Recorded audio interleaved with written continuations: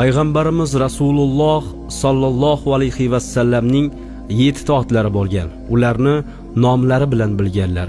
Parvarishlarga alohida e'tibor berganlar. Uyda ot boqayotgan akaxonlar, birodarlar, siz otingizga bergan har bir chelak suv, har bir hovuch yem, har bir bog'lan beda press bejiz emas. Boshqacha qilib aytganda, otning yegan ichganining og'irligicha siz savob olasiz. Bu gaplar shunchaki so'z emas. Payg'ambarimiz Muhammad sallallohu alayhi va sallam aytganlar: otning peshonasida qiyomatgacha yaxshilik bordir. Yana Anas raziyallohu anhu rivoyat qiladilar. Rasululloh alayhissalom otning peshonasida baraka bordir deganlar. Otni minish ham sunnat, otni boqish ham sunnat. Bu oddiy hayvon emas, bu baraka, bu mas'uliyat. Shuning uchun bugun ot minib yurgan odam faqat chavandoz emas, agar niyati to'g'ri bo'lsa, sunnatga amal qilayotgan inson hisoblanadi.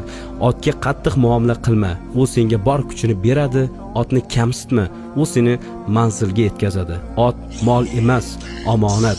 Omonatingizni ehtiyot qiling va ot ko'pkari haqida ma'lumotlarni bilish uchun Ozodbek Iskanov sahifasiga obuna bo'ling.